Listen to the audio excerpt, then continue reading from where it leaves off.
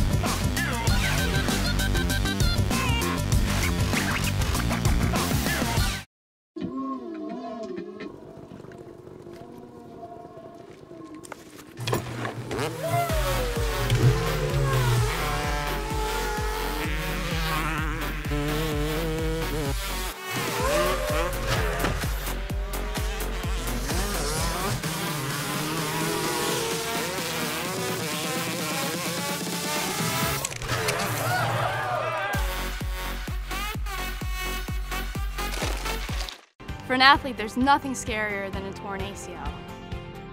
Athletes trust us with their care and their careers because we're a recognized leader in sports medicine. Get back to your active life sooner with MedStar Sports Medicine. Wise Market's ice cream plant is based in Sunbury, Pennsylvania, and it's locally owned and operated. We've been making our ice cream for nearly 50 years. We create roughly 70 flavors of ice cream right now. We use local ingredients, especially our cream, which is from our milk plant. The cream is what gives our ice cream a rich and creamy texture. Now, together with our customers, we've created a product called Peanut Butter Indulgence, which will be coming out this summer. It's a peanut butter ice cream with sea salt caramel swirl, chocolate-covered pretzel. How can you go wrong with that? Personally, I love our ice cream. If you come to our house at any given time, you'll find at least 5 packets of ice cream in our freezer.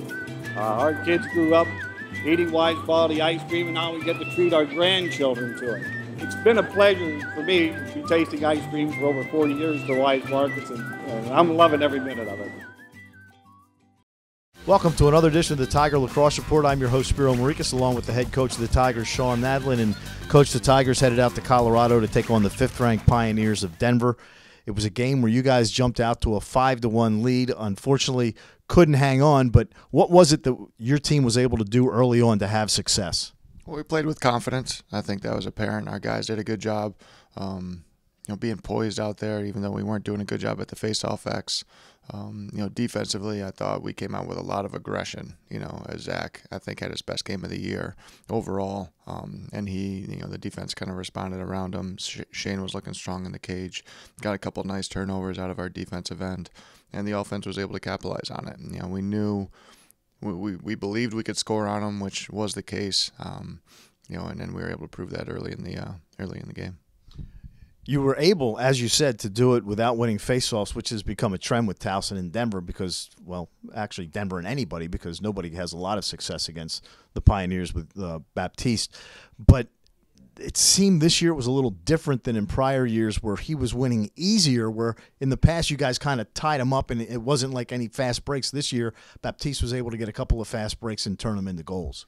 Yeah, he got the one after he scored his first goal. That really wasn't a fast break. That was off a substitution. And then he came out and then obviously got the break and hammered it home. And he's a terrific player. He's a terrific face-off guy. And then his team needed him at that moment, and he stepped up and rose to the occasion. I was pretty upset that we didn't do a better job there. I thought Alex would be more on point. I think he was pretty nervous, being that we false started 7 times throughout the course of the game, killed us in the second half, because 3 of those turned into man-up opportunities for them. And they're already really good offensively, and when you give them just freebies, it kills you, especially with the one at the end of the game. And, we had to go into overtime, a man down, and they had possession, and then obviously ultimately we're able to win from that. So that was definitely our worst face-off performance. One thing about your team, though, you lead 5-1, then eventually Denver goes up 9-6, 10-8, but you're able to come back and tie the ball game up. So that shows that this team never thought, hey, it's over. That they went to the end. No doubt. Give all the credit to our guys of believing and trusting in each other. We just knew we needed to dig in and get a couple stops and get it down to the offensive guys. And fortunately the offense was able to spin the ball and make it work. And, Matty Severo having a great goal there to tie it up and just really just dodging past this guy and sticking it home. That was something that I felt like we had the opportunity to do, all game. Unfortunately, we just didn't have a lot of possession time in the second half to really build on our lead. And they took advantage of that. And that's something that obviously we need to get better at. If, we see those guys again, we got to come up with a better game plan at the face-off X and be more poised there. But I do feel like, defensively we match up well with them, and offensively, it's a good matchup. Couple of guys that we're starting to see some real production out of now. You mentioned Matt Severo, also Jake McLean.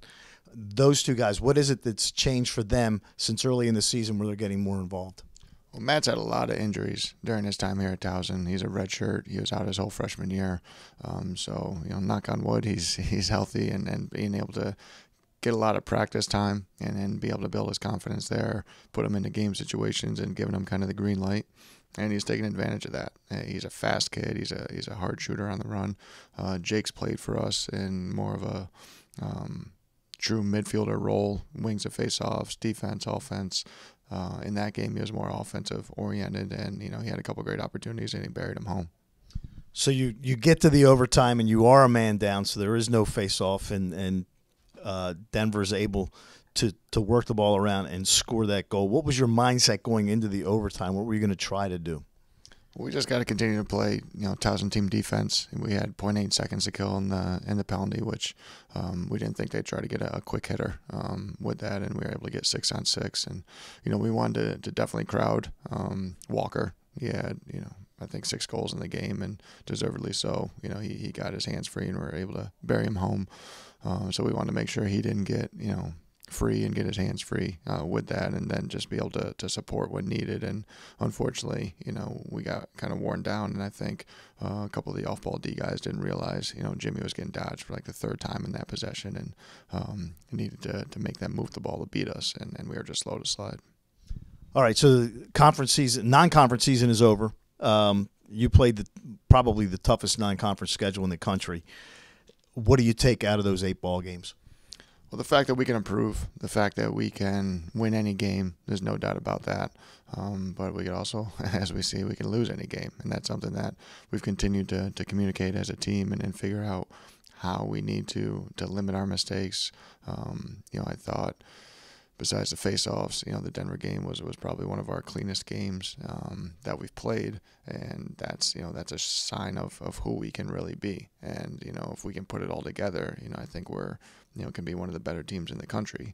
There's a lot of really good teams out there. Nobody's amazing. Albany's kind of the only team that separated themselves, so far. But I feel like anybody out there can be beaten or, have a great game and win a game at any moment. So, I think we've grown throughout the season so far, and we got to continue to do that in the CAA. All right, so the Tigers finish up the non-conference schedule 3-5. They start conference play this week against Hofstra. Tune in later this week when Coach Nadelen and I will talk about the Tigers matchup with the pride of Hofstra. So for head coach Shawn Nadelen, I'm Spiro Morekas. Thanks for tuning in to another edition of the Tiger Lacrosse Report. And as always, go Tigers.